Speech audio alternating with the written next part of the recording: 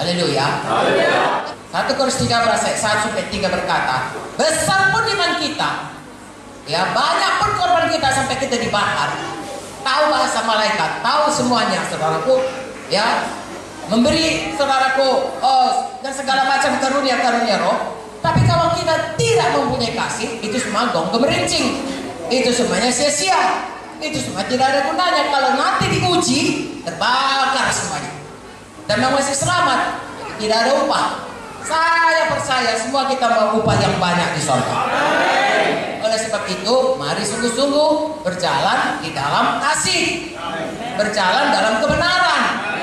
Itu dua hal yang bergandengan selalu, ya, mengasihi dalam kebenaran, berpegang pada kebenaran dalam kasih. Kadang-kadang kita dalam hal itu, saudaraku, mengasihi tidak daging, sehingga tidak lagi jalan dalam kebenaran.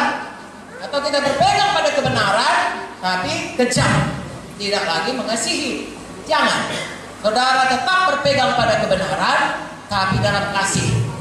Atau saudara mengasihi tapi dalam kebenaran. Misalnya mengasihi, saya sayang kepada katakanlah saudara saya, tapi saudara saya itu menyembah berhala, tapi karena sayangnya saya biarkan aja dia. Nah, itu tidak dalam kebenaran, ya. Atau saya mau berpegang pada kebenaran, ada saudara saya, dia berbuat salah, saya pegang pada kebenaran, lalu saya usir dari rumah saya tidak kasih. Dia bilang bertobat, aku bertobat, saya bilang tidak, ya, saya mau berpegang pada kebenaran, saya hamba Tuhan. Kau ini sudah saya usir, saya tidak beri dia. Nah, itu memang betul-betul berpegang pada kebenaran, tetapi tidak dalam kasih.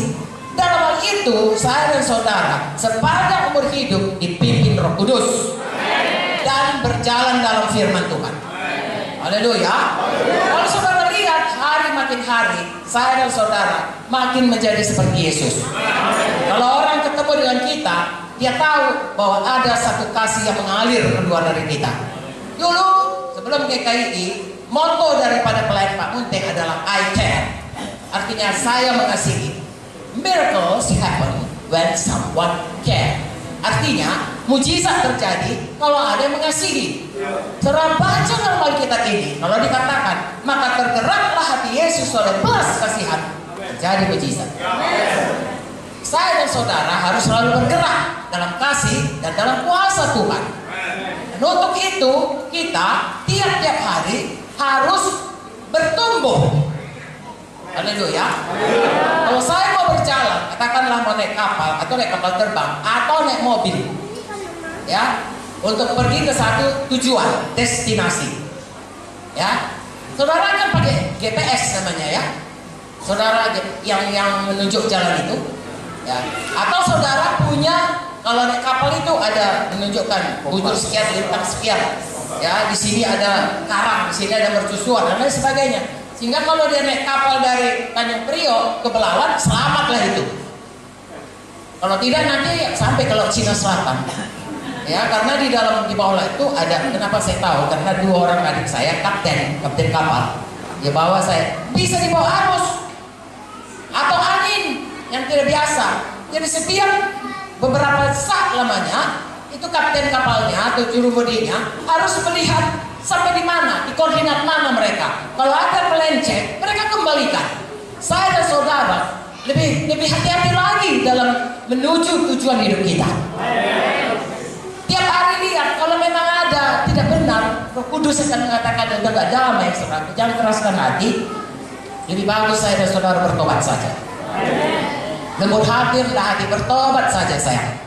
Ya, tidak usah malu. Orang yang bertobat saudaraku, Tuhan suka. Daripada mengeraskan hati lalu dosanya nanti bertele-tele. Perkataan bertobat, manusia baru, sebenarnya artinya bertobat. Bertobat dari manusia lama, hidup dalam manusia baru. Saya ulangi, memakai manusia baru yang dibaharui terus, sebenarnya artinya metanoia, bertobat, ya, dari manusia lama. Kalau tadinya saudaraku suka yang najis, ya, katakanlah kemarin berdoa, atau saudara berdoa, atau di gereja berdoa, atau Roh Kudus memelukkan saudara, saudara bebas. Tidak boleh berhenti di situ. Berbalik kepada yang baru. Dari yang najis kembali menjadi orang yang kudus, bahkan membawa orang lain lagi kepada kekudusan. Kalau saudara mencuri, Surat pasal sampai 4. Bukan saja mencuri berhenti mencuri, mulai kerja keras, dapat uang, kasih sama orang. Tadinya mengambil, sekarang memberi. Itulah bertobat. Tiap-tiap hari, saya dan saudara harus berubah. Nanti kita jumpa di sorga, kita akan mengagumi mahkota-mahkota kita. Amin, saudaraku.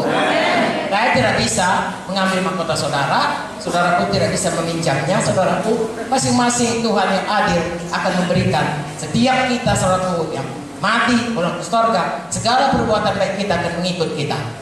Buku Maliaki berkata, semua dituliskan perbuatan.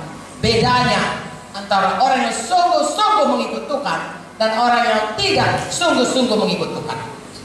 Jadi kita bisa, saudaraku, yang kelihatan itu mungkin baik, tapi yang tidak kelihatan itulah yang kekal. Jadi saya dan saudara, jagalah yang tidak kelihatan itu. Apapun kata orang, sayang, apapun kata orang, kata Tuhan yang berlaku.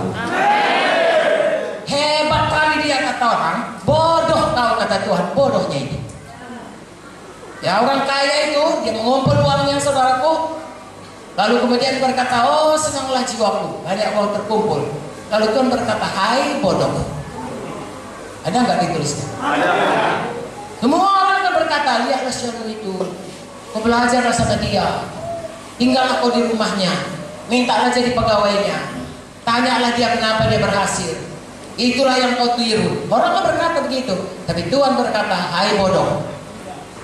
Semua pun orang berkata, bodoh kali kau. Tapi kalau Tuhan berkata, hamba yang baik dan setia, masuk dalam baiknya itu. Saya dan saudara mendapatkan itu dari firman Tuhan. Roh Kudus akan mengajari kita, mari bersungguh-sungguh hati terhadap Tuhan.